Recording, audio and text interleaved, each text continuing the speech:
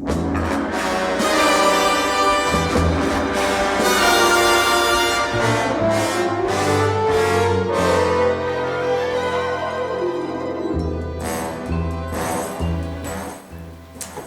well, the O.S.S. was considered the precursor of the Central Intelligence Agency.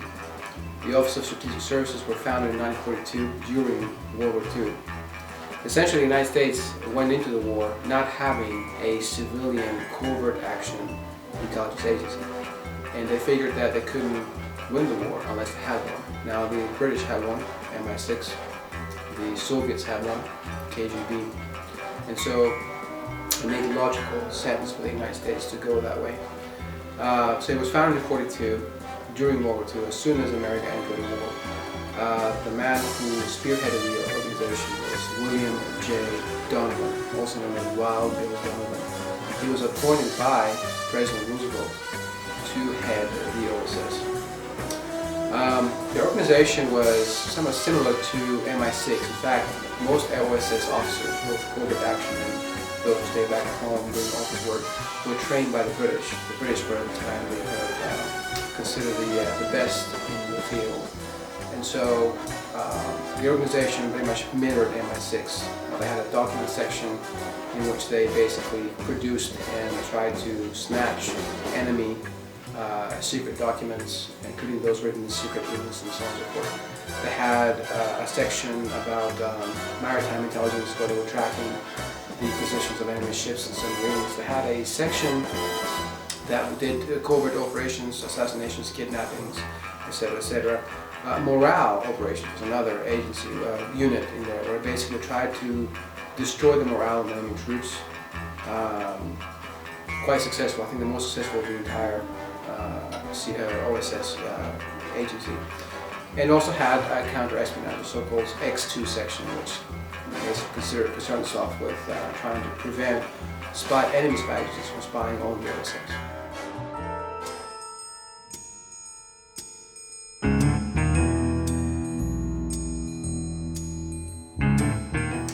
Now, the role of the O.S.S. in World War II is still debated today. Some people think it had a tremendous impact, some people think it didn't have any impact at all.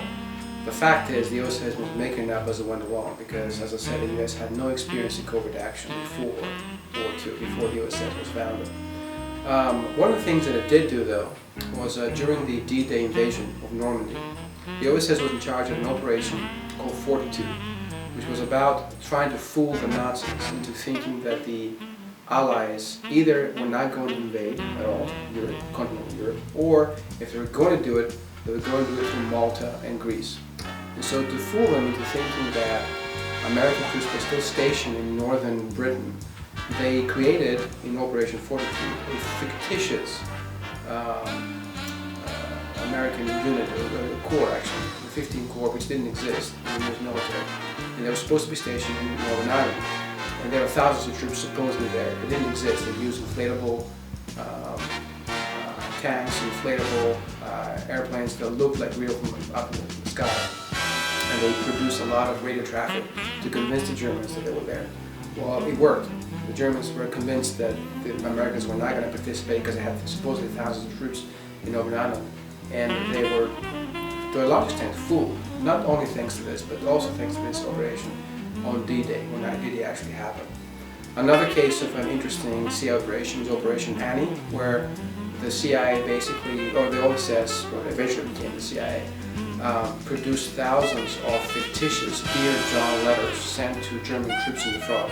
So basically, their girlfriends were breaking up with them, saying, "I'm sorry, Hans, I've been away for too long, and I'm tired of waiting for you, so I'm, going ahead and hooked up with your friend, whatever the name was." But they were fictitious letters, and they found the addresses and actual real-life stories of these German soldiers, and they sent those to them, to break them around, which sounds very barbaric. But when you think about it, when you're in the front, and you're fighting for your country, and things are really bad, and all you can think of is the loved ones back home, especially your girlfriend. And so if she breaks up with you, or worse, your wife, which happens several times, that destroys your morale. Another case in point, Operation Sauerkraut, where it was actually Barbara lawyers and a female O.S.S. officer who came up with this idea of convincing German troops that there was this unit back home called the League of Lonely War Women, which was basically their girlfriends who were tired of not getting any sex from them because they were in the front. And so what they would do is they would create these brochures that were dropped in and over German lines saying that, hey soldier, when you get back home you have to just find any girl that you can think of and show her this brochure and she will let you have sex with her. Well, that was all well and fine if you didn't have a girlfriend back home, but if you did, which most of the troops did, you were thinking of, is my girlfriend involved in this? And is she doing this behind my back without me knowing it? And that actually we have evidence that this did destroy the morale of certain German units and so on and so forth. And that was a woman that came up with this idea. So that was kind of interesting.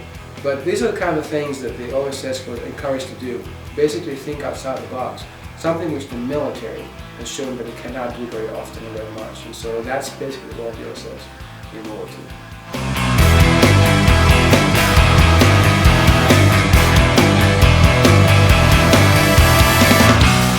Now, as I mentioned before, the O.S.S. record in World War II is a bit mixed. Some American officials and military generals believed that it was a very useful unit, a very useful office. Some people thought it was not useful at all, kind of stupid, actually, kind of men, kind of playing, with like crazy ideas that actually never worked. So after the war, Truman, who was the Democratic president, was not a big fan of Donovan. Donovan was very conservative. In fact, some would say he was kind of like far right. As far as American politics are concerned. The two did not get along at all. There was no chemistry between them.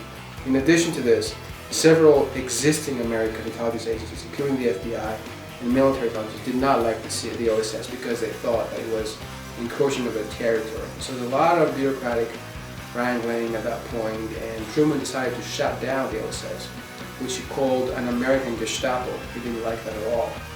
And a lot of Americans felt that way as well. But eventually, and so they took away, for example, the O.S.S.'s office, like intelligence analysis unit, and they put it in the State Department. And they shut down the covert action agency completely, so it didn't exist. But then the Cold War started, and so many American politicians believed that the United States should prepare itself for the war that was coming with this sort of union. And so there was this big push in Congress to re-establish the O.S.S. And Truman was hesitant, as were many American politicians, but eventually, in 1947, they decided to reincarnate the O.S.S. under the name Central Intelligence Agency. And that became America's new covert action civilian intelligence agency, which is what it is today.